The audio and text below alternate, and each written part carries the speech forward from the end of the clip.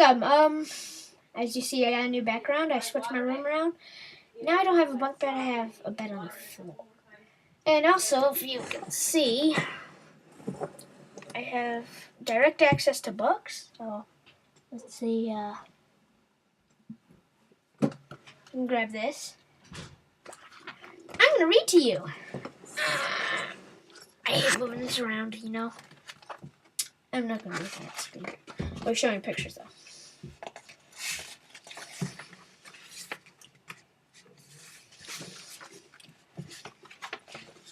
The Five Chinese Brothers. See it right there?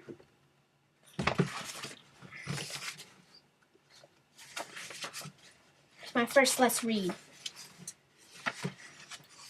The Five Chinese Brothers by Claire Bishop and Kurt Wise. To my father, who made me love China, and to my mother, a born storyteller.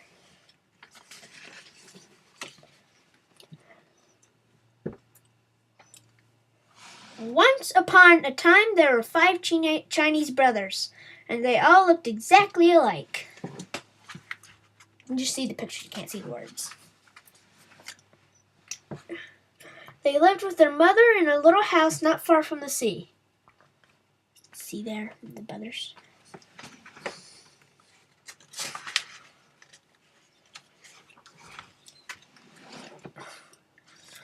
The first Chinese brother could swallow the sea. The second Chinese brother had an iron neck. The third Chinese brother could stretch his legs. The fourth Chinese brother could not be burned, and the fifth Chinese brother could hold his breath indefinitely.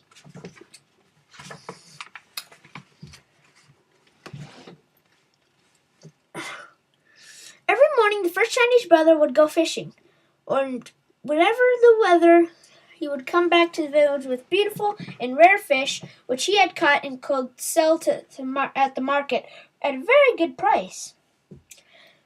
One day, he was leaving the marketplace. A little boy stopped him and asked him if he could go fishing with him. No, it could not be done, said the first Chinese brother. But the little boy begged, and finally the first Chinese brother consented, under one condition, and said he, and that is that you shall obey me promptly. Yes, yes, the little boy promised. Show you a picture. Early next morning, the first Chinese brother and the little boy went down to the beach. Remember, said the first Chinese brother, you must obey me promptly. When I make a sign for you to come back, you must come at once. Yes, yes, the little boy promised.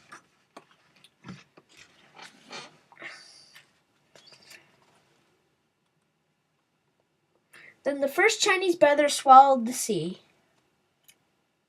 See the fishies and the birdies and him swallowing the sea.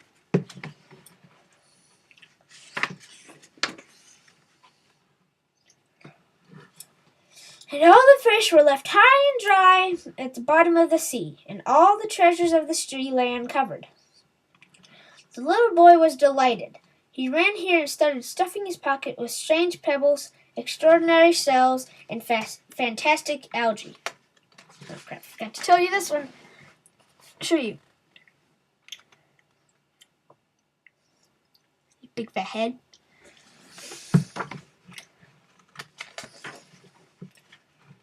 Near the shore, the first Chinese brother gathered some fish while he kept holding the sea in his mouth. Presently, he grew tired. It is very hard to hold the sea, so he made a sign with his hand for the little boy to come back. The little saw him, but did not pay attention.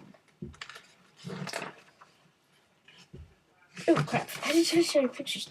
I'm not good at this first. Let's play. Let's read.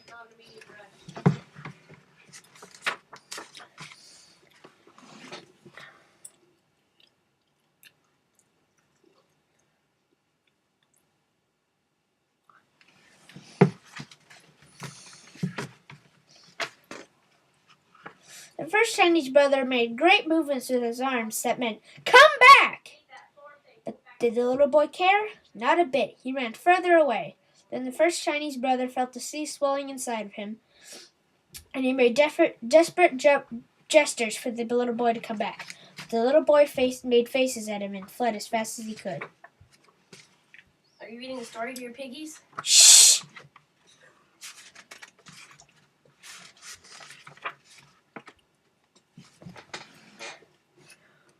The first Chinese brother made great movements at the... sorry, I already read you that. I was just showing you a picture.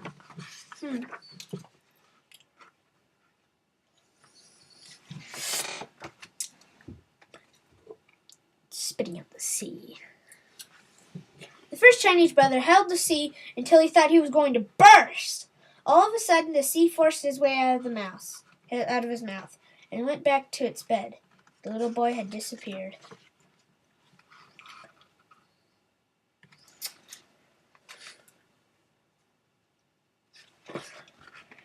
When the first Chinese brother returned to his village alone, he was arrested, put in prison, and tried and condemned to have his head cut off. On the morning of the execution, he said to the judge, "Your Honor, will you allow me to go back and bid my mother goodbye?" So the first Chinese brother went home. The second Chinese brother came back in his place. Let me show you this. I don't even know. Only a few more. All the people were assembled in the village square to witness the execution. The executioner took his sword and struck a mighty blow.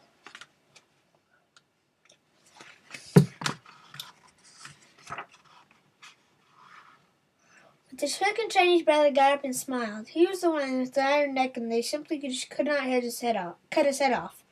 Everybody was angry, and they decided that he should be drowned.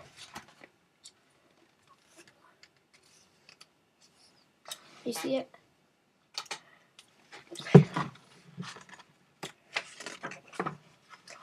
On the morning of the execution, the second Chinese brother said to the judge, "Your Honor, will you allow me to go and bid my mother goodbye?"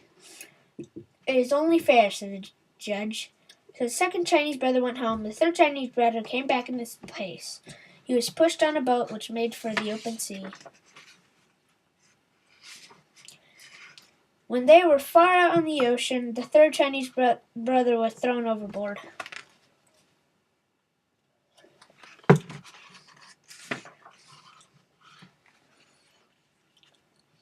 But he began to stretch his legs way down to the bottom of the sea. And all the time,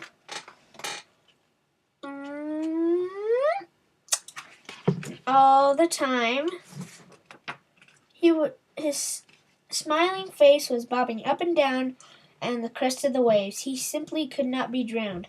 Everybody was very angry, and they just all decided that he should be burned. In the morning of the execution, the third Chinese brother said to the judge, "Your Honor, will you allow me to go bid my mother goodbye?" "It is only fair," said the judge. So the person had been thrown back in his place. Sorry, that was really fast. I'm trying to fight the time here. This is tiny, and I'm just going to put this up. He was tied to a stake, and the fire was set to it. All the people stood around watching. In the midst of the flames, he heard him say, "This is quite pleasant." "Bring some more wood," the people cried. The fire roared higher. "Now it is quite comfortable," said the fourth Chinese brother, "for he is the only one that could not be burned." Everybody was getting more and more angry every minute, and they all decided to smother him. There's no way he could survive this. On the morning of the execution, the fourth Chinese brother said to the judge, "Your Honor, will you allow me to go back and bid my good mother goodbye?" "It is only fair," said the judge. So the fourth Chinese brother went home, and the fifth Chinese brother came back in his place. A large brick oven had been built in the village square and had been stuffed with whipped cream. The fifth Chinese brother was shoveled into the oven. Right in the middle of the cream, the door was shut tight. And everybody sat around and waited. They're not going to be tricked again, so they stayed there all night and even a little after dawn, just to make sure. They opened the door and pulled him out. He shook himself and said, "My, that was a good sleep." Everybody stared, open-mouthed, round-eyed, but the judge stepped forward and said, "We'll have to get rid of you. We have tried to get rid of you in every possible way, and somehow it cannot be done. It must be that you're innocent." "Yes, yes," shouted all the people, so they let him go and he went home.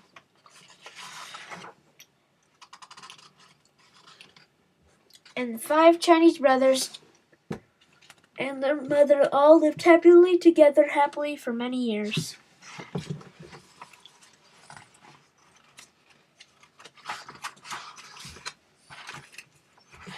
Minute mark. I beat it. I hope you liked it. Comment, rate, and subscribe. And yeah. Thank you.